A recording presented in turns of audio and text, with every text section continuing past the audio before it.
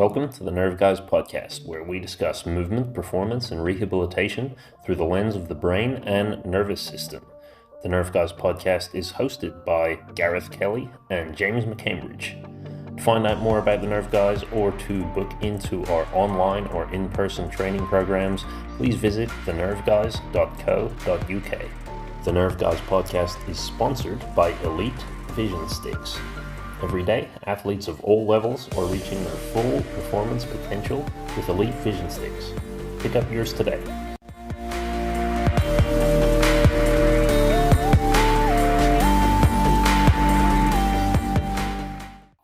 All right, hello everyone, and welcome back to the Nerve Guys podcast. Today, I am joined by Rosamond Martin. Rosamond does a whole load of things. Has worked in circus theater, Pilates. The thing I'm really looking forward to speak about today is actually her work in Feldenkrais. And I'm actually going to start today's episode with a bit of a testimonial because Rosamond is also who I go to see when I end up in pain. Doesn't happen very often. I don't. I tend to, try and sort out a lot of my stuff. But when I do need, especially some hands-on work, I've decided Feldenkrais works really well for me. And Rosamond specifically is an excellent practitioner. So, hello, Rosamond. Joining you today. How are you doing? Good, thanks. That was a nice intro. Thank you very much. Yeah, well, definitely true. I think I told you years ago when we had a session that I would write a testimonial and I forgot. So this is me trying to make up for that. Well, I wanted to kind of start off because some people listening, I feel like Feldenkrais is one of those things where you've either heard of it and you know a lot about it, or it's just a made-up word that you're not really sure. So do you want to just talk through a little bit about what that means? Like, what do you actually do when you say you're a Feldenkrais practitioner? Yeah, it's a difficult question because it can be so many things. And it's the answer, like every practitioner will tell you, the answer is different depending on who you're talking to or who you want to make it relevant to. But basically, it's a way of working with the body. And when I say body, I mean self. Body includes brain, includes nervous system, includes patterns of thinking, because of course that's also the brain, and everything that you think is reflected and also moving through your body somehow.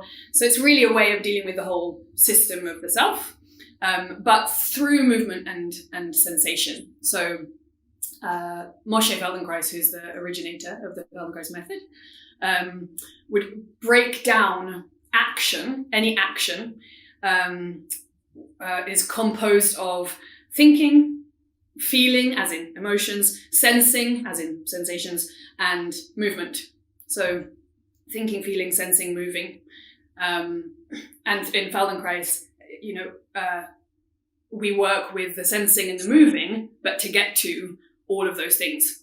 So you can't change any of your pattern of thinking without that having some effect on your body. You can't change your way of moving or doing something, acting or being in the world without that also changing how you feel, how you move, etc. So like you could, psychologists might work on the thinking and the feeling. Somebody who's just working with movement training might work on the movement, or might work on the movement and the thinking, especially if there's an element of kind of empowerment or motivation. How you think about what you're doing affects how you do it, all of those things. And we use a lot of sensation. So we'd call it a somatic method, meaning that you're not just doing the thing, you're also engaging your brain, your thinking in a kind of mindful practice. So you're experiencing how you do the thing. So we're looking at movement, how movement manifests what somebody's thinking, feeling, etc. And And that sounds a little bit esoteric, but, you know, with a lot of the time, it's actually just very functional. You know, a lot of people come to Feldenkrais because nothing else is working. You know, I think we'll probably talk a little bit about chronic conditions, but like when you've tried everything, when the physio is like helped up to a certain degree and you've hit a barrier, or when your training has reached a certain level and you've hit a plateau, you know, so it's like when you need somehow a fresh approach to something, and you know, then it might be that we're looking at the component parts of the self, meaning you want to lift your elbow, but your arm, you want to reach, but something gets stuck. But the sort of like old school way would be like, oh, you can't move your shoulder. Okay, well, we'll give you this number of reps of this and this number of reps of this and whatever it is. And to look at that area. Whereas in Feldenkrais, we would go like, okay, first of all, I can't fix you. Like, you are the expert in your body. You know what it's like to be in your body. So we start with that. We start with you becoming more aware of what it is you're already doing that might be causing that thing to happen in the first place. And you start to become more aware of things like, okay, well, I can't lift it here, but I can lift it here. Okay, so what does that feel like? Okay, well, when I lift it here, I can feel my ribs turning. Oh, and then I feel my neck's freer. Like, oh, and I was locking my jaw here. Or like, you know, are you moving your pelvis? Can you breathe freely? So it's really like connecting all of the dots of the body to create more possibilities for movement. And creating more possibilities for movement means creating more possibilities for being in the world, for doing what you want to do, whether that's like getting up and down comfortably, or talking and relating to other people comfortably, or just sleeping better, or achieving your next training goal, or whatever it is. Yeah, I guess that is it's like that jigsaw puzzle, but it does, because of the thinking, feeling, sensing part as well, is like if you're improving the movement part, that probably is going to have a knock-on effect on the other bits, and vice versa. Like if you improve the way you think, I think it's Tony Robbins actually has a whole bit that he either does or used to do, which was just all about, you know, getting people to try and touch their toes. And it was just, all right, let's change how you're thinking about it. And people would just see an immediate change in their range. And that was his big example of, you know, oh, your mind is holding you back from certain things. But we see it all the time that, yeah, like when movement is a problem, like you said, the physios, my experience of physios in the past was always, oh, I've got that shoulder problem. Okay, here's these exercises to do with the band. But next time when I go back, if I say, all right, I did those exercises every week, it didn't work. And it's like, okay, well, then you didn't do it enough. That's not really, well, maybe it's the answer. You know, maybe if you just keep going, eventually you'll get there. But it's hard to say, like, to me, it really does make sense to say, actually, you should look at the whole thing. Well, yeah. Your brain, your body, everything's already connected. Yeah. The only reason it's different is because we gave it different labels in the first place. Yeah. So, yeah. And I think what you're dealing with, perhaps, is, you know, what you're talking about and how your thinking can affect what you're doing, how you're moving, etc. You know, we're talking about habit. So in Feldenkrais, we're talking about habit, how you do what you do to a large degree without being conscious that that's how you're doing that thing, you know. So we're zooming in, and that one of the things that's really, I think, quite unique to Feldenkrais is that we want to create what another Feldenkrais practitioner, Ruth Yellon, called the greenhouse conditions for learning. So we're not saying like, do this number of reps, push your range, you know, try harder, change your way of thinking to achieve more. We're saying like, get rid of ambition, make yourself safe. You know, it's a very sort of, it's before the word trauma informed became kind of buzz. before the idea of complex trauma even became something people were talking about, or, you know, around the same time that PTSD was being discovered, really, Feldenkrais was already kind of working in such a way that is like, first of all, you got to feel safe, you know?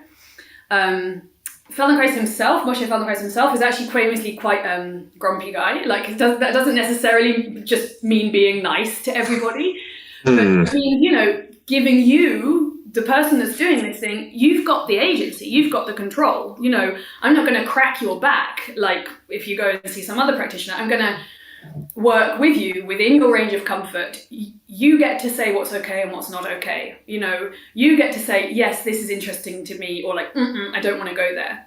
And when we start working hands-on, of course, I would say all of that before working hands-on with somebody, like, tell me what's good, what's not good. You know, like, I even sometimes kind of have a practice with people where they get to practice telling me, like, no, please don't do that, because it's really difficult for people to say that, you know, when you're in reality, when you're working with somebody, so much of the time we're like, oh God, I got to go along with this because now I'm in the middle of it. Oh, this is weird. Oh, so it's really a case of, first of all, like, empowering people to realize, but like again and again and again, how like it's up to you. You can go in as much as you want. You can come out as much as you want. So we're looking at like your range of comfort, what feels safe, and then challenging that. Like, how much do you want to challenge that? Do you want to push your range a little bit more? But in that case, let's work at a slow pace with this movement so that you're completely safe. We never like go so fast into a new thing that you might come smashing up against your end of range or against your boundary, whether that's psychological or in terms of the range of the joint, or, you know, whatever it is. We don't want you to come smacking up against something potentially traumatic. You know, we want to go like, how does this feel? And how does this feel? So it's really, really exploratory. That's why it's this mindful somatic thing. And then the teacher, so in this instance me, whether I'm guiding with the voice, which would be a group class or an awareness through movement class, where the teacher is guiding with the voice, or in a hands-on class, which is called functional integration, the teacher is guiding with their hands. And when you're working with hands, you know, as I was saying, you go through this verbal process of telling somebody, it's up to you, you know, we can do a bit of this if your body likes it, if you likes it, cool, don't worry if you don't, we'll find another way of working. Like, there's infinite possibilities of how we can approach anything. So we can always find another way if this isn't working for you, you know. And then you can stop using the words and you can have that communication between your two nervous systems. So, you know, when I'm doing these movements with somebody's body, it's like a conversation. I might do something with the arm or the shoulder, and it's like the nervous system will respond and tell me, like, there'll be something that the person I'm working with isn't consciously not letting me go there. But if I'm listening with my hands, I can feel, well, they don't really want me to go there. So I'm like, okay, cool. So this way, like, oh yeah. And their body goes, yeah, that's okay. And then the more we expand on that, yes, the more possibility we can create. So again, we're kind of like going with what the person already does, making them more aware of what they already do. And then, you know, not correcting. We're not in them, because as you said at the beginning, like, I've also trained as a Pilates teacher. You know, that's like the language of correction. That's like the language of physio or teaching ballet, or, you know, like, it should look like this, you should do it like this. And in Feldenkrais, we're going like, well, okay, nobody is the same as anybody else. There might be some mythical optimal, but where are you at? What are you bringing? You know, and how can we work with that? And then how can we expand on your potential from that place? You know, so it's different for everybody, even though it's kind of the same for everybody, you know? Yeah, I find optimal is, I think people think too much about optimal in terms of what they should be. And I actually think the only reason we've ever used optimal things was for the coaches, the teachers. It's like when you're just learning to be a football coach, you learn the right way to pass a ball. When you're learning to be a physio, you learn the right way that your hips are supposed to be because it's easier to have a label and then work from that than it is to just go, hey, everyone's hips are different. Good luck. And oh, cool. Yeah, this is a good starting point, but actually it's not realistic and nobody ever gets there. And people forget that. People think, oh, it's optimal, but like that was for the physio. That wasn't for you. Your hips are how your hips are. You're not supposed to be in one way or another. You exist how you exist. Okay. Yeah, and I think something really that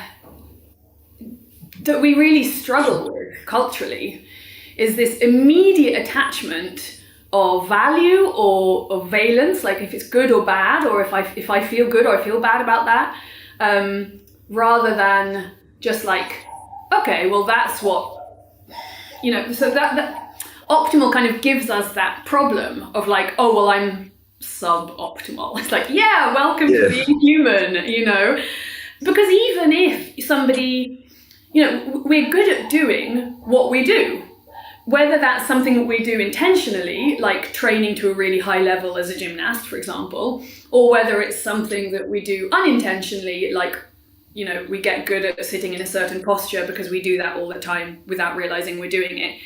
And like, the more you get good at that thing that you're a specialist in, the more you sacrifice other things that, but when we look at like the optimal functioning gymnast, for example, and this always just struck me really strongly when we were working in circus, you're making a choice to be good at something, and then you like see the ballet dancer or the circus artist or the gymnast like go off stage and they're like hobbling back to the dressing room, like, bandaging everything, and like can't sit comfortably, can't get up or down comfortably, can't walk comfortably, can't sleep or lie down comfortably. Like, obviously I'm exaggerating, that's not the case for everybody at all. Sometimes not exaggerating. But I mean, I'm not saying that's the case for everybody, and I hope not. But it's so common because you get good at doing the thing you do the most. So of course, and people I think often don't realize that our body grows around that. Literally the shape of the bone, literally the shape of the hip joint will be shaped as we grow, and as we then continue to use our body throughout the length of our life. We grow according to how we're using our joints and our muscles, and if we change how we're using them, they change shape. Like we literally change shape.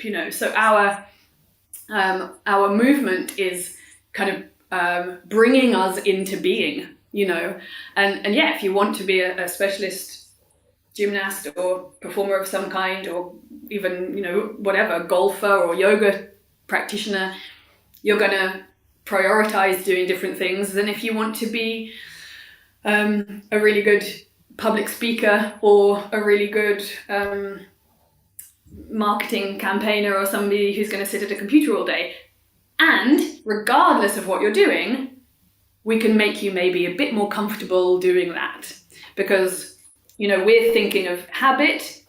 It's like there's nothing wrong with doing that thing. You're doing that thing that way because it has worked for you. That's how a habit is generated, right? I move in this certain way, or I think in this certain way, or I behave in a certain way because that has served a purpose. That's allowed me to get to where I am right now. So that was intelligent, And it's like walking a path. If you walk the same path again and again and again and again, it starts to wear down. And it's like, oh, well, maybe we don't want to just wear down only one path. We don't want to only have this range of movement at the joint. We don't want to really get stuck in our thinking and completely not be able to see any other way.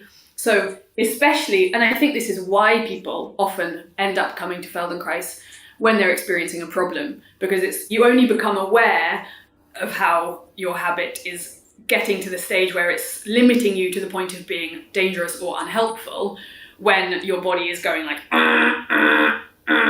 help, do something different, you've got to try a different strategy now, So yes, telling you to pay attention. Like I guess most of the time Maybe it's just because of advertising, or maybe it's how people always were. I wasn't alive long enough to know a time that was different, but like it does seem like we feel like we're supposed to be focused 99% of the time on everything outside and 1% on the inside. And I found, like, my experience of doing the sessions with you, especially the one-to-one sessions, was like that idea of zooming in on yourself was very apparent. Like, I was really surprised because I consider myself someone who knows a lot about my body. Like, I consider myself someone who devotes time all the time to, paying attention to what's going on, paying attention to my movement. And I was like, oh, cool. Yeah, I'm already good at that. And then so to have, like, you were doing, I think the first thing you told me to do most of the times I've seen you was stand up, eyes closed, and literally just move side to side, but really slightly. And straight away, even like before anything else, I go like, oh, whoa, that's weird. I've got all this rotation. My knees are rolling in. And then you had me up on a table, and it's like, all right, so just, lie down, relax. And I was like, yep, I feel pretty relaxed. See, by the end of that session, like the difference in my, like, holy shit, I was so tense. Like my legs had completely rotated outwards. Everything felt like I could feel more points of contact on the table by the end than from the beginning.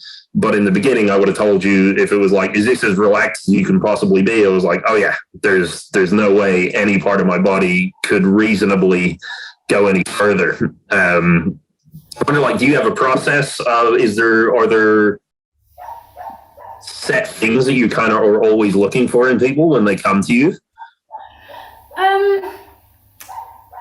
That's a good question.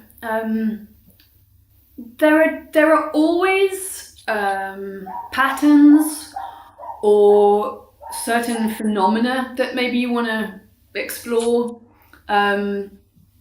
And then it's always a response to the person that you end up working with. Quite a lot of Feldenkrais, it's functional. So because, of course, everything is, and anything you want to do in life, it's going to be combined. It's going to be a combination of functional movements. Like, even if you take it to an extreme in sport or performance, it's still just a combination of these movements, which are actually really basic. Like any movement practitioner will work with flexion and extension, rotation, side bending, kind of simple stuff like that. And then we also bring in a lot of developmental movement patterns, again, just because those are like the building blocks. If you're walking, you're shifting weight. We learn to do that by crawling. We learn to crawl by creeping on the belly. We only get to creep on the belly once we can roll over. It's all about shifting weight.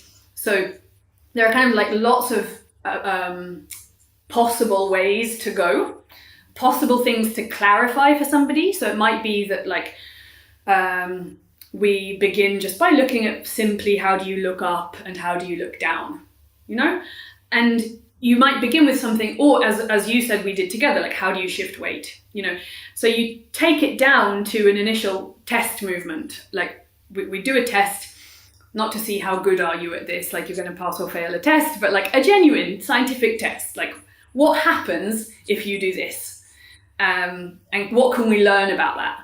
And so you shift weight, or you look up and you look down. You take a very basic, simple movement, and it reveals kind of so much about how that person is using themselves, which parts of themselves are already doing their job or are already integrated well into that movement, and which parts are being forgotten about or neglected, or they're not getting their chance to contribute in the way that they could do. So, it might be that we're talking about noticing a certain amount of mobility or stuckness somewhere in the length of the spine or in the ribs. It might be that we look at reaching and we want to see, okay, again, like, what are you using of yourself to reach? Is it just this that you're using, or is it just this area of the chest and the shoulder, or is it, I actually shifted my weight as I did that, so I was already kind of getting to the end where it's like, are you also shifting your weight? You know, is it also your eyes? So again, we're kind of like looking at a very small or simple, apparently simple movement. And by looking at something so apparently simple, you can see the really infinitely complex expression of that individual person. And actually that's what's so fascinating about when you teach group classes, is that you get to see, you know, and as a teacher, when you're learning to teach Feldenkrais, you do a lot of observing, of course, and you gradually get to see how a simple instruction like look up or look down is expressed in more ways than you can possibly imagine. You know, you say lift your arm and you get a room full of 60 people doing it differently. Or you say shift your weight side to side and you get a room full of people with completely different strategies. And that's, again, why it's so important to be like, cool, that's not right or wrong. That's the way you're doing it. And do you have other ways of doing it? You know, can we expand on that? Because maybe only ever having your weight shifted onto your left leg is going to start to be a bit painful or like challenging. Or, you know, what about your right leg? Can you like your right leg as well? How can you integrate your right leg back into your self-image? You know, we're working a lot with not only how you're doing what you're doing, but how that relates to how you think you're doing what you're doing, which is why it's helpful to work with somebody else, right? Like we don't tend to work with mirrors, for example, but it's really interesting if there's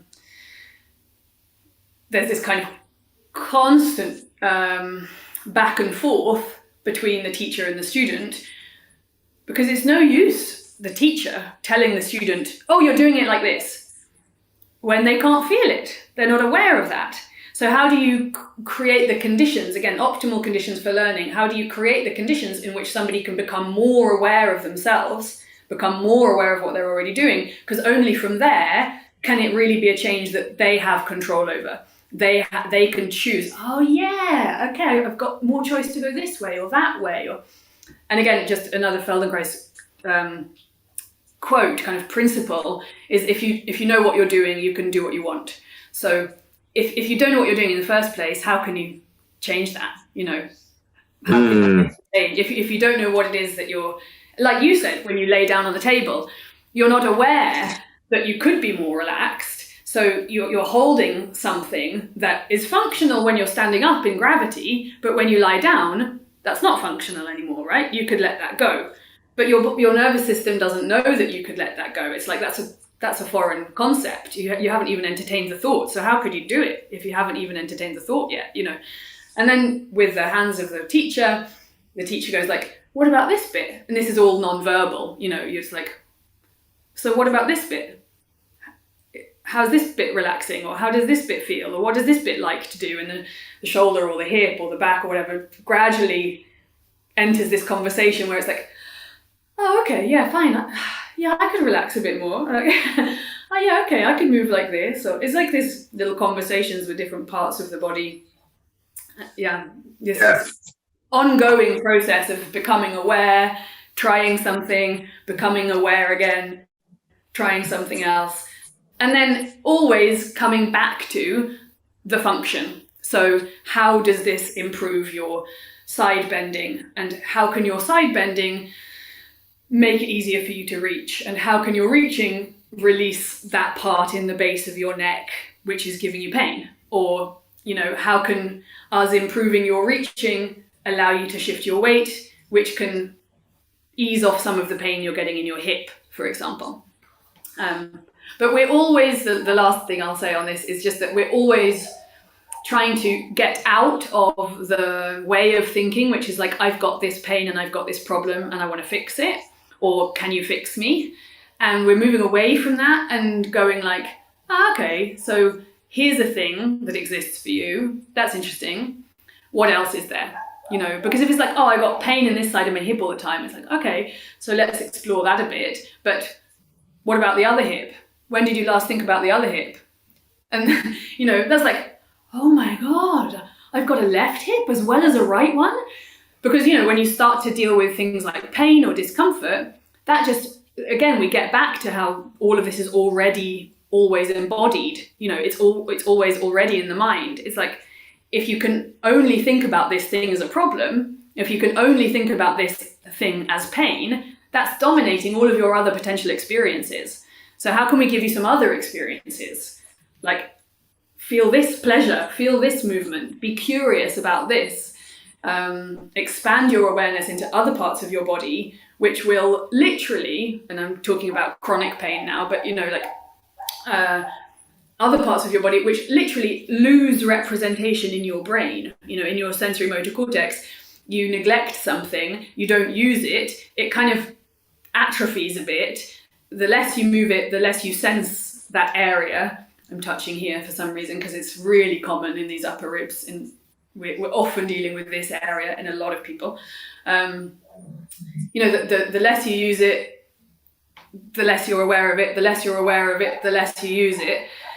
And it just kind of perpetuates this kind of dying away of this part of yourself in your own brain, So people have really these quite revelatory experiences where it's like, oh my God, I've got ribs up here, or like, for some people, it's like, I've got a rib cage. Like, I literally it sounds so stupidly basic because you can look at a skeleton and everybody knows they've got a rib cage, but like, have you felt it? Do you know what it can do? It's like, Yeah. Oh my God, the potential. It's such a weird feeling when you get reminded about stuff that you've forgotten about. And I was having this conversation earlier today, actually, with someone where we were talking about, you think you've got one problem, but actually doesn't exist to just tell it's not there to tell you exactly what is happening. It's there to just keep you surviving. And so it's like your parents telling you a lie because they know it's easier than telling you the truth right now. And maybe you'll get to the later bit, but what were we talking about? It was something about like, actually, how did it take me so long to realize I didn't like loud noises? Like, surely that should be really obvious. Like, it's too loud, but for the brain is like, well, you can't do anything about that, so I'm going to tell you that guy over there is an asshole. Yes. I'll make you angry about something you can control, because that's going to feel much better knowing that you've got control over it than knowing you're in a hostile environment that you can't change.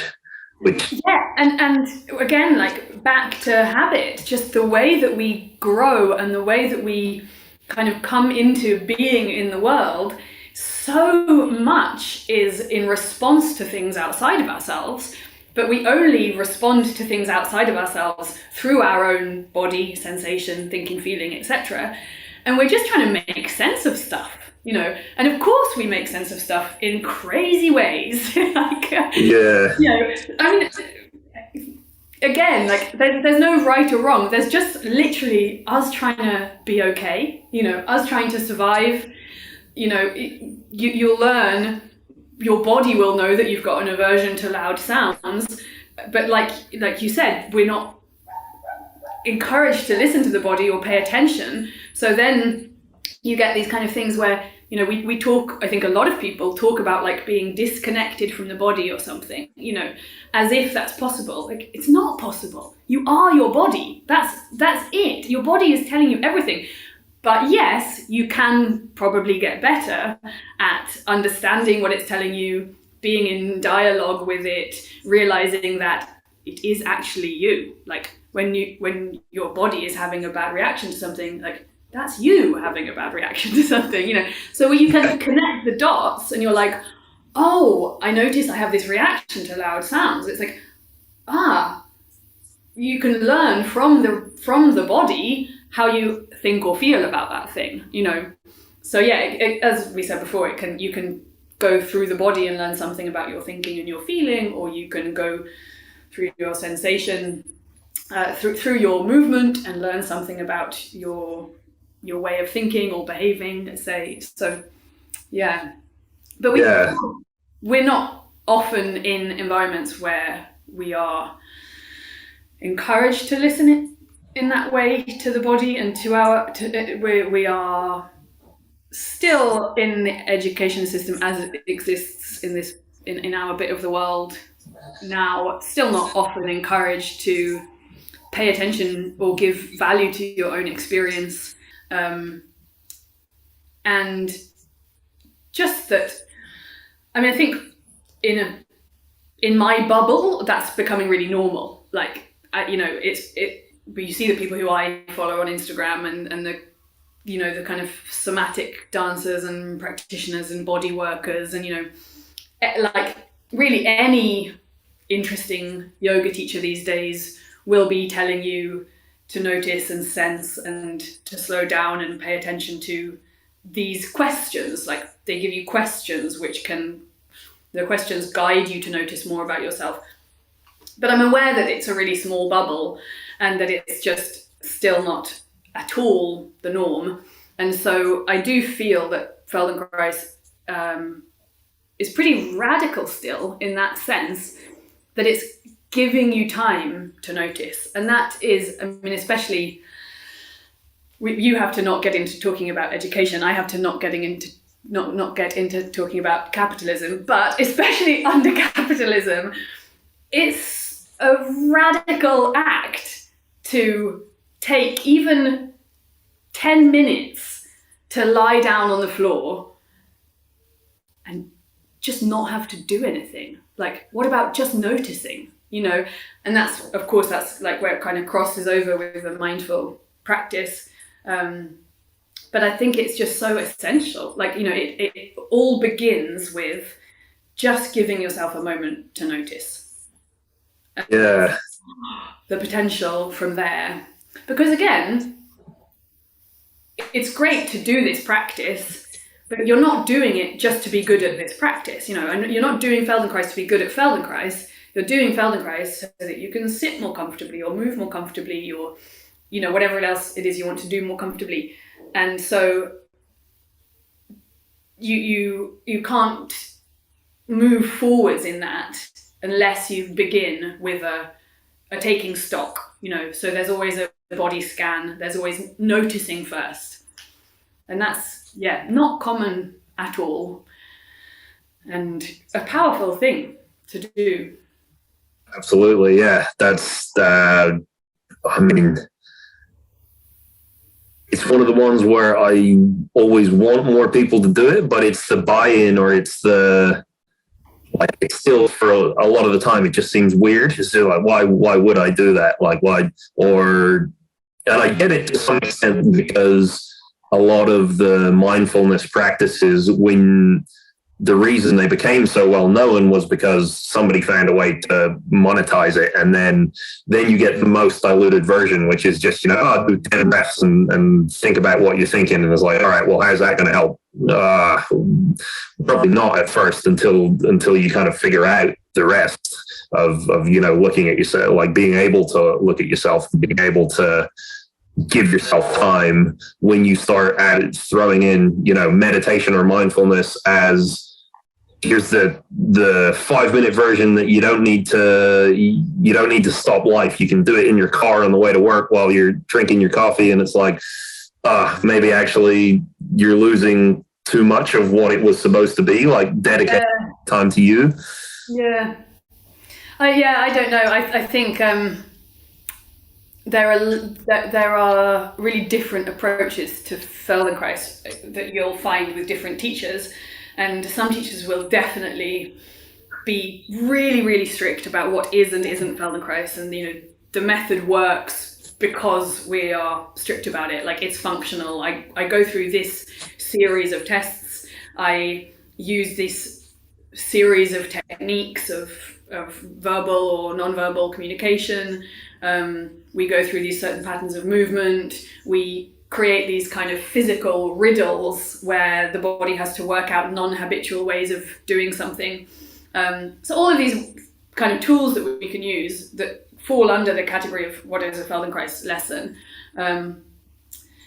But I do think there's a lot that can be, I just want people to benefit. If people can benefit in any way, great. Don't do an hour, do 5 minutes. Like, I'd much rather somebody does 2 minutes than continues to close their eyes and go through life ignoring all of their pain until they can't anymore, and then they are out of work and have like realized that they haven't given themselves any positive attention since they had their first child, or like all of the things that are so common, and then again people come finally up against the wall before they have to do anything, and it's just like, look, here are these little things that you could do. So I'm always stealing from the method and like infiltrating other areas with it. And like even I still teach a Pilates class, and I think probably people always come to Pilates because they know what it is. They don't know what Feldenkrais is. But then people keep coming to my Pilates class because I don't teach it like a regular Pilates teacher, I'm putting in lots of developmental movement patterns and lots of functional movement training and lots of somatic stuff, mindfulness, listening, etc. And like a lot of people, honestly, I think they need to pay somebody else to go to a class so that somebody else can tell them, lie down. Like, that's it, because it's just so difficult to tell yourself to do that. So like, even though it's not Feldenkrais, like Feldenkrais is this massive, complex and sophisticated method, generally we have a lie down and you just take your attention to your body and you notice. And like, I've been advocating, I'm always championing, just have a little lie down, like that, maybe that's enough. Like, imagine if everybody who was working in an office or working on a shop floor or whatever it is, like if we just normalize like having a little lie down, like how much healthier we'd all be, how like much longer our spines would be at the end of the day compared to like this compression that we're living under all the time and trying to ignore because it's not socially acceptable to have a little lie down. Yeah, I know that feeling too well. Like for me, it's being sick. Like I could I'll go into work on fire. And somebody says, go home. I'll be like, yeah, no, it should be fine. I think I'll be fine. Which, yeah, like, and I'll know. It's like, yeah, you shouldn't be doing this. But the amount of mental energy it takes me to just make that decision, if someone else would just say, look, go home, stop. This isn't good for you. It just makes it much easier. It's so difficult, and I think it's always worth acknowledging as the teacher or as the practitioner, like, I don't teach these things because I'm a complete master and I don't have those problems. Like, no, I teach these things because I need it as well. Like, it's so difficult to make yourself do the thing you'd benefit from doing, even though if it was somebody else you were talking to or somebody else you were looking at, it would be like, just go home. Like, what are you doing? It's obvious, right? But yeah. It's probably in the thing that's related to what you do as well. Like for a lot of people, the reason they got into Feldenkrais for healthcare or something is because they already know they're really bad at that thing. So that's the thing that's become their hobby or their practice. So it's like, oh, well, you're the nerve guys. How come you can't take proper care of this? And it's like, because that's what was wrong in the first place. That's why I dedicated so much of my life to this. Yeah. I wanted to ask a little bit because there was something that I also wanted to bring up about my sessions that I've got a feeling, given what you said about the thinking, feeling, sensing, moving, is probably something that comes up often with the Feldenkrais sessions. And in my experience, it was like that of like a hallucination. So I remember specifically it was my right shoulder and left hip. And the first time it happened, it was pretty intense. Like, just out of nowhere, got this vision of being back at my parents' house and like this garden, standing in this one place. And pretty much every single time that I've done a session with you, even if it's been voice guided or not, I've had that same same like vivid hallucination. And I think maybe by the final time, it might be the fact that I was expecting it to like it, because it was so intense and so weird the first time, that probably every other time since is like, oh, you're going to start thinking about this again. And because I'm going to start thinking about it. Of course I do. But that was a really interesting thing to me. And I wonder, like, do you get a lot of reports of that kind of thing, whether it's on the vivid images or just certain specific thoughts, or I guess the sense of sensation or anything like that? Yeah, absolutely. Yeah. I think it's really common, first of all. Yeah. And it's not that everybody will. It's not that that's something that has to happen, you know. And again, it's just an interesting thing to notice. You know, it's not like the teacher can tell you, oh, that's about this thing. You know, I'm not going to suddenly switch into a psychologist mode and like tell you where that's come from or what that's about, or, you know, suddenly start reading your astrological chart or something in order to decode, you know, like I'll stay within the bounds of what I know about. But it's really common, and one way that we can think about it is, again, if you can get past the mind-body duality, if you can kind of get your head around, even in the way that we talk about it, like get your head around the idea that everything you experience is already embodied.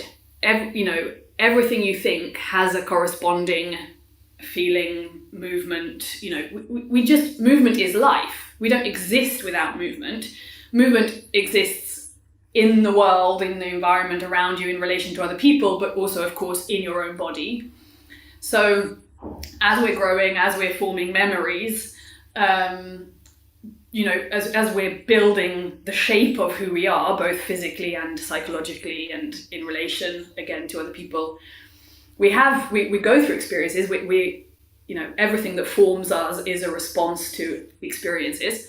And so it kind of makes sense that you will have certain associations. You know, if you think of it in a very basic level, like if you're dealing with the nervous system and you know, for example, that there are like different ways that the nervous system functions. So if we just go to the very like rest and digest mode of the nervous system versus fight, flight, freeze, fawn, or whatever, you know, are you in a kind of high tension state, whether that's positive or negative, whether it's like action or fear or whatever, or are you in a mellow state where you can think easily or let your mind drift, rest and digest, you know. Those are really clear physiological states, but they come really clearly with a kind of psychological association. There's not a single psychological association, there's a whole palette, there's a whole infinite combination of the things you might be thinking and feeling, but they fall within these two different sort of states of activation or deactivation of the nervous system. And so, you know, you might see a child might see a dog and have an automatic response, which is like a fear, like aliveness, or another child might see a dog and have an automatic response, which is like, woo, everything's so great, I love dogs. And those are completely two different reactions, but very clearly embodied reactions. Like, and for whatever reason you have that reaction in the first place, your body learns that. And so a lot of the time we're dealing with what has your body learned, you know? And so if you kind of flip that around, then you might think like, oh, I feel this thing in my body. It's like, oh, that's when I feel that, I associate that with that giant dog that I saw when I was 7, you know, or like whatever it is that has become an association with a certain feeling. And so we get much more subtle and much more refined than that. And it's not just like, am I scared or am I chilled out? It's like, if somebody, like, what's the association between a movement and the thinking that's happening and the feeling that induces or whatever, or between the thinking and feeling that you're experiencing and the movement that induces, you know? So again, it just might be that there was something formative there was some experience. When you had whatever that experience was, you moved your body in a certain way that was a learning moment for you that is written into you now, and there's some association with that, you know. So yeah, lots and lots of people do get sort of like memories, or again, because we're sort of moving the pieces of the puzzle. So you might have memories, or you might also, again, it's not that this guaranteed that you're going to have this emancipatory experience, but like potentially you reorganize the bits of the puzzle and like something changes in your way of thinking, and you go, okay, I was stuck with that association, and now I realize I don't have to have that association every time, or, you know, and of course memory is a big part of that, because we learn through embodying experience, which is the same as saying creating memories. Yeah, and I think that is the big thing of not like just let the experience happen. Like, don't try and read too much into it. I was quite lucky because it was just really cool for me, and it was not, in my opinion, a super emotionally charged, like maybe it was somewhere, but like for me it was just, oh look, this is the garden, I know that. Whereas I'm sure if it was like a traumatic childhood experience or something, I might go, oh, but what does it mean? I need to know why is that sitting there? I find it funny to watch, like, in other people where you see learned behaviors like that. Like my girlfriend, first person I've ever seen in my life with a wasp nearby, just totally calm, chilled. And I watched it just like, wow, I didn't know it was an option. Like for me, it's just straight away, it's like, I've just become a ninja, and I cannot stop that. That's just, when there's a wasp, that's who I am. And that was nice, but I guess that is also the pathway towards like chronic patterns. And, you know, some things are just how you behave and they never cause a problem and they can become habitual, but some things are causing you problems in some way, and then you might end up learning that, and that becomes a chronic pattern, whether it's your pain, whether it's just a specific behavior, like you think you're lazy because you just don't take action when you think you're supposed to, or something like that. And I guess that's probably one of a big area for Feldenkrais. When you say people come to you because nothing else has worked, what kinds of things do you see often, or what kinds of chronic complaints do you normally deal with? I mean, for example,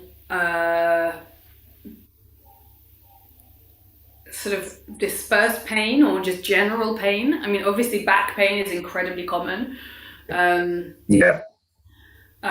chronic back pain is really common. And that might be like, you know, some problem with the neck or some problem with the hips, or like, you know, people come with things that have become a problem over time, or they come with things where like it's clear they had an injury and never quite rehabilitated after that thing, or but then there's a lot of like, I want to sort of talk about like reframing how we experience something, and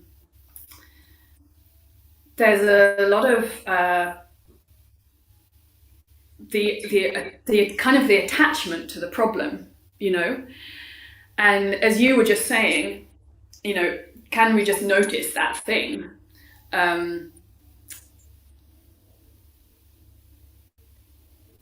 Or like somebody, for example, somebody who does have a history of trauma will know very clearly, even if they don't know consciously, but they can be made to become aware consciously that, for example, certain positions or postures will be re-traumatizing. So, you know, you learn, maybe you're going to a yoga class or something to get some agency back over your body after a traumatic experience, and you learn that certain postures or poses are too much for you, and like you could go towards that thing, but you don't want to, like if we're talking about trauma, you don't want to trigger yourself into putting yourself back into the traumatic experience through putting yourself into a physical posture or position, which automatically reminds your nervous system like you are not in control, you know. So we want to reframe something so that eventually you could have, you could move through that position or that posture, but you're doing so in an environment where you are completely in control. It's absolutely up to you how far you go, when you stop, etc. So it's really like building the agency of the person who's going through that thing. And again, we do that through reframing how you experience something by making it safe, whether it's from psychological trauma, whether it's from an emotional trauma, like you anybody who has had any injury knows if you've twisted your ankle or whatever, you've broken something, your body will not want to go there anymore, you know, and we create whole new sets of problems just because we're then afraid of doing something that's going to aggravate the current problem. And actually, as we now know, it's really important to go there and to move that ankle that you don't want to move, and it's important to load it with weight even though you don't want to, but it's important to do it in a way that's safe, in a way where you're conscious of what you're doing, in a way where you can choose, like, yeah, I can do this movement another couple of times, or like, oh no, just once today, or like, oh, actually not at all right now, you know. So really being alive to what your experience is. And then when we're dealing with something chronic, the real challenge, and I think this is always the challenge, is, you know, what is my limit? Like, how much is too much? How much is enough? Because we don't want to never challenge somebody. You know, we want to make it safe to be challenged. We want to take you to the boundary, to the edge of your range, and know where that is, and then be like, oh, actually, I'm not so sure. Maybe I could do more, or like, it's really making things less binary. It's like, it's not like, ow, avoid. It's like, I'm not sure. Is this okay? Is this pain? This is okay. No, that's not pain. Oh, no, I don't want to go there. It's like this really live thing. And so, yeah, people come, just to circle right back to the question you actually asked me, people come with all kinds of chronic conditions. And that might be mental health conditions. They're not necessarily coming, you know, I can't fix somebody's depression, for example. Like, no, that's clinical depression. I'm not going to fix that. But we can reframe it. We can give them a different experience of their body. We can give them a different experience of their life, of how they can take up space in the world, of how to be comfortable, or just even just the power of like being with another person and experiencing acceptance, you know. So there's like a lot of really, really powerful things where, whether it's to do with rehabilitating from an injury, I've done quite a lot of work with postpartum women, and actually just mothers who kind of just feel that they've lost their body, you know, like if you have a child and then of course you become completely at the mercy of the child. Everything you do is to serve this other being. Can be really helpful to have somebody help you experience your own body again. So one of the loveliest bits of feedback I ever had was somebody who came to me for back problems and then afterwards said, oh, you know, they wrote to me, I think like a week or so later, and said, I never, since having twins, I haven't experienced my own body for myself. I feel like I've got my body back and it feels good, you know. That's amazing.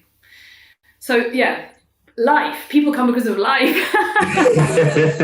Oh man, yeah, that's powerful. Life. And I really liked the thing you said about safety, of that. Like, you're not just making people Well, you can make people feel safe by just putting a bubble around and just not letting anything bad happen. But actually, it's not that. It's, if you're going to be working on something threatening, and whether you're going to call it, you're working on the weakest link, that's like the thing that's causing you all the problems. You are challenging that. You're just making everything else safe around it. So it's like, all right, what's the safest possible condition so that this becomes the least threatening version that it can be, I guess. Whereas maybe in the sports world, you do the opposite. If you're playing to your absolute best strength, you want to throw all the difficulty that you possibly can at that, which, yeah, they... Even in that, like a kind of elite sport situation, for optimal learning, there's this thing where you want the challenge to be enough, but not too much, right? Yeah. If you're not challenging somebody enough, they're not going to be learning. But if you challenge them too much, they're out of their depth, and equally they can't learn. They're just learning how to panic or how to fail or whatever. So it's about finding like what is the right level at any given moment for learning to take place, basically. Yeah. So I just realized I've kept you way longer than I said I would. So if it's okay, I want to ask you one more thing, which was about, because I know we've talked a lot about the Feldenkrais sessions, but you also run slightly different kinds of classes. And the two that I found most interesting, you mentioned one about working on a project working on touch, and also one, I remember you said in the description, was it was even possible to do this from your bed. It's a movement class, but actually this is going to be bare bones. Like it's really going to, I guess, inclusive of pretty much anyone can do this. And so, yeah. And touching on just those, because I really wanted to hear about them and I don't want to miss it. So yeah, thanks for asking. The bare bones one that you just described, I was calling movement medicine. And really a lot of the time, I'm just trying to make my practice more accessible and help more people with it. And I'm aware, of course, that anybody who is suffering from chronic fatigue or any chronic illness, even now the amount of long COVID sufferers we have, it can feel really, really too risky, too dangerous to attend a normal class of any kind. And so I wanted to offer something anybody can join. Even if you don't have any chronic pain or chronic condition or long COVID or anything, and you just want to go really, really, really minimal and really, really restful for a while, because we can create enormous change in the nervous system, which is in the body and in movement, in thinking, in feeling. Just even through imagining, in fact, we use the imagination a lot in Feldenkrais. And when you're sort of even doing sports training or something, you can visualize doing something and improve your performance through a combination of training the movement and imagining doing it. So imagination is a big tool that we use. And so in these sessions, we're kind of working more with sensing and imagining, and staying with a range of movement, which makes it possible for example, for somebody to still stay in their bed and participate in an online class with their camera off, for example, where, again, as I said earlier, with the tests that we do, like in the beginning of a one-to-one session, for example, what does it feel like to lift your arm, or what does it feel like to shift your weight, or what does it feel like to bend to the side, or like very simple things, we can get to the essence of a movement in something absolutely tiny. So for example, I could be lying on my side in bed and breathing. I'm literally just lying on my side in bed and breathing, and if I can tune into that, I become aware that there is a pattern of side bending already occurring in breathing just because of the position that I'm lying in. Yeah. And then, of course, if you were to lie on your other side, you would notice, how do I side bend on this side compared to the other side? Which ribs can I feel moving? So, for example, somebody who is, training circus, wanting to get into a position on straps where you're like twisted and side bending to an extreme, in a meat hook or something on a trapeze, or you are playing basketball and you want like the maximum jump and the maximum reach, literally from the tip of one toe that's leaving the floor to the tips of the finger that are reaching up to push the ball. It's a side bend. That's it. It's like, of course it's complex, of course it's power, of course it's like how you use your muscle, of course there's so many other things. I'm not saying that's all there is to it, that if you just lie on your side you'll then become the ultimate basketball player. So it's a bit more than that, of course. But because we're looking at very essential movement patterns, really the most important thing is just to keep moving. And that's what I want to offer people in those movement medicine sessions, is like, just move. Because if you have got an association with movement of like, that's no longer for me, especially if somebody's dealing with something chronic or is bedridden a lot of the time, that's the time you most need movement. That's not the time you need less because you feel less capable and so just give up entirely. It's like you've got to be more attuned to how much is too much and stop way before, not when it's already too much, but before. So it's really about learning what's okay and what's not okay and working on a really, really, really small level so that we can basically keep all of the joints and muscles moving, but without it being a potential like shock to the system, And again, in the context where if you do 5 or 10% of what we do in class, even if what we're doing in class is really minimal, if you need to rest for 80% and work for 20% instead of work for 80% and rest for 20%, then great, do that, and you are doing what you need to do, and that's empowering in itself, So, yeah. And then the other thing you asked about was the touch work, and I just noticed it's kind of grew organically out of what I'm teaching a lot anyway. So I'm developing this workshop in touch at the moment, which is hopefully going to pop up in a few different places in Europe over the next year or so. And I just started to develop that because obviously it is essential. Obviously after the pandemic, it's ongoing, but after the kind of intense 2020 version of pandemic that we experienced, I think people in general became much more aware of the importance of physical contact. And that's just something I have always worked with and felt I could offer a way into. So the workshop basically can be tailored to be suitable for the general public, or can be more tailored to artists in performance training, practitioners working with the body, maybe body workers and therapists, or even non-physical therapists who are just interested in touch and relation, how we relate. So the idea is to make us, in the same way that we can become more aware of our own sensation and our own experience. What does it feel like if I move in a certain way? What does it feel like if I move in this way as opposed to this way? What do I like? What does that communicate to myself? What does that communicate to the world?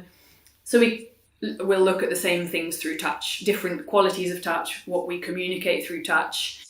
And of course, they'll have to be, that there will be a kind of base level of consent. Obviously that has to be dealt with before we can do anything else. And then working with self-touch as well, so learning different ways of being in contact with our own body, and then finally different ways of being in contact with other bodies, which is again it's all of life, isn't it? It's why it's difficult to be, we can make it expressive for theatre or performance training, because of course if you grab somebody by the shoulder, you can do that in 100,000 different ways and communicate something completely differently, even if you don't actually even make contact in the end. But equally, that's our interpersonal relationships, you know. So it's just like we do with movement. I want to use the touch element of Feldenkrais and kind of apply it to different scenarios and explore that vocabulary a bit. Because I think we basically just live within a certain range without realizing the potential that we have. And like, in the same way that I might get limited in how I'm moving, and if I'm not realizing that I'm limiting how I move, I won't know that I could be experiencing life in Technicolor. You know, it's the same with touch. Like, if we don't know that we touch in a habitual way, or maybe we do know, but we don't have the tools to do it in any other way, and obviously it's a bit scary to play with, well, how do I contact somebody else? How do I make physical contact? Is a bit scary. So we'll just create a really safe environment where we can kind of explore different qualities of touch and, yeah, as I said, what we communicate with that.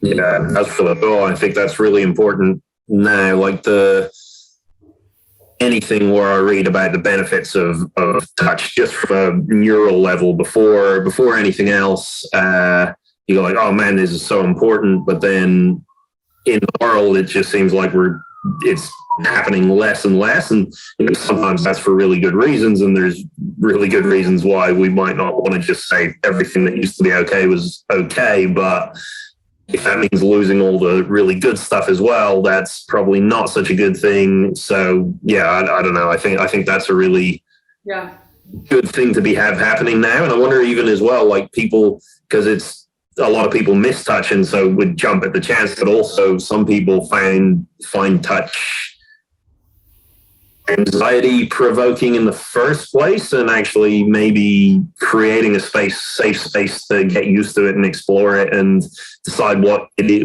You know, is it just you don't like touch, or is it you don't like touch like this or like this, or you know, having somewhere where you can discover that might actually open up a lot more possibilities to you, which is really great. Yeah, and exactly as you said, you know, it begins with this safe environment where maybe somebody will participate in 20% of the workshop, or just in the stuff that doesn't actually involve making contact with somebody else, and that's where they're at, and that's welcome, you know. So it's not, I'm definitely never in the game of forcing things upon people, but just making invitations and giving tools that people might be interested to try out. Yeah, nice. All right, so I'm way over my time with you, so that we didn't cover half the stuff I wanted to talk about. Maybe another time we might be. This is what happens with you and me, James. This is Maybe we'll see. Some other time we'll get to do all the Feldenkrais in circus and theatre and all that. But for now, like I just want to say, first of all, thank you very much for coming and joining me for this.